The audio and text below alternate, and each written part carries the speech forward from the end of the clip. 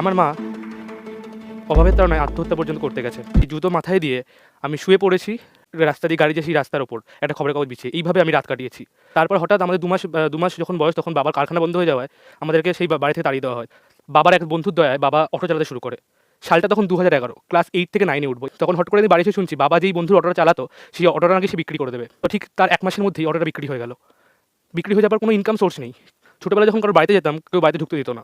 আর ঢুকতে দিলেও কতক্ষণে তাড়াবে সেই কথাই ভাবতো। বিশ্বাস করুন টাকা না থাকলে এই পৃথিবীতে আপনাকে কেউ দেখবে না। আপনার বন্ধু-বান্ধব, আত্মীয়-স্বজন সবাই কেমন বদলে যাবে। এই পুরো রঙিন পৃথিবী আপনার কাছে এক মুহূর্তে সাদা-কালো হয়ে যাবে। কি করব বুঝতে পারছে না বাবা-মা। সেই সময় কিভাবে টাকা জোগাড় হবে আমি বুঝে পারতাম না, ঘুমাতে পারতাম না সেই সময়টায় আমি। ৭০% মানুষ তখনই হেরে যায় যখন ভাবে মানুষে কি ভাববে, তারা কি করবে, তারা কি বলবে। আরে ওইসব কথা তো আপনি কি দূরে সরান। একটা কথা সবসময় মাথায় রাখবেন। যখন আপনার খারাপ পরিস্থিতিতে আপনি যখন খেতে পাবেন না, আপনাকে মানুষ ৳৫ দিয়েও হেল্প করবে না। সবাই অসহায় পরিস্থিতিতে আপনাকে দেখে হাসবে। মানুষের কথা গুলি বাড়ুন, নিজের সিদ্ধান্তে নিজে স্থির থাকুন। এইভাবেই এগিয়ে যান। আসলে কি হয় ৭০% মানুষ লড়াই করতে নামার আগেই হেরে যায়। আগে লড়াইটা তো করুন। একটা জিনিস মাথায় রাখবেন। মানুষ কখনো হারতে পারে না। মানুষ হয় জিততে পারে না হলে শিখতে পারে। মানে আমি জীবনে যতবার দাঁড়িয়েছি ততবার আমার জীবন ধাক্কা দিয়েছে। কিন্তু আমি কখনো থেমে যাইনি। আমি বারবার উঠে দাঁড়িয়েছি, বারবার লড়াই করেছি। একটা জিনিস সবসময় মাথায় রাখবেন, কঠিন পরিস্থিতিতে বাঁচতে গেলে লাগে স্বপ্ন। আর শুধু স্বপ্ন দেখলে হয় না। স্বপ্ন তো সবাই দেখে। স্বপ্নের সাথে লাগে সেই স্বপ্নটাকে সত্যি করার জন্য একটা প্যাশন বা আগুন। আর সেই আগুনের জন্ম দিয়েছিল আমার মধ্যে সেই অপমানগুলো আর সেই আগেকার মানুষের বলা সেই কথাগুলো। আমি আমার স্বপ্নের দিকে ১ম পা বাড়ালাম। আমি তরতাজা নামের একটি বিজনেসের আইডিয়া নিয়ে এলাম। যে আইডিয়াটা ১ম এ সবাই শুনে হাসতো। আপনারা সবাই টাকা দিয়েও কীটনাশকযুক্ত বিষাক্ত শাকসবজি কিনতে বাধ্য হন।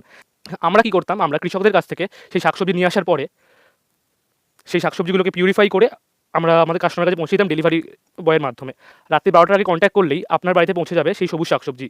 ১ম দিনে আমরা ১৩ জনের বাড়িতে ডেলিভারি করেছিলাম। তারপরে আমরা আস্তে, আস্তে আমাদের টিম আমাদের এগোতে থাকলো।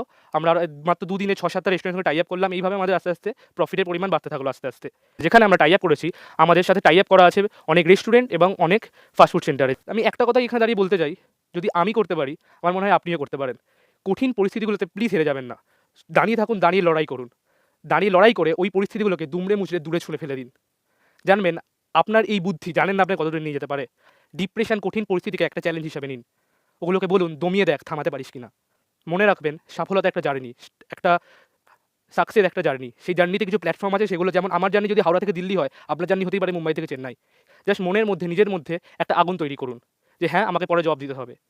সেই মুহূর্তে দাঁড়িয়ে সবসময় একটা কথা ভাববেন, যা পরিস্থিতি হয়ে যাক, আপনাকে মানুষ কেটে ফেলুক, মুচিয়ে ফেলুক, যা খুশি করে ফেলুক। আপনি ওখানে দাঁড়িয়ে থাকবেন, দাঁড়িয়ে থেকে লড়বেন। কোনদিন হেরে যাবেন না। And never give up. যা পরিস্থিতি হয়ে যাক। কখনো এইভাবে ছেড়ে দিয়ে পালিয়ে যাবেন না। মনে রাখবেন আমাদের জীবন যুদ্ধে কখনো ভাগ্যবান তারা যেতে না। যেতে সবসময় আত্মবিশ্বাসীরা। নমস্কার।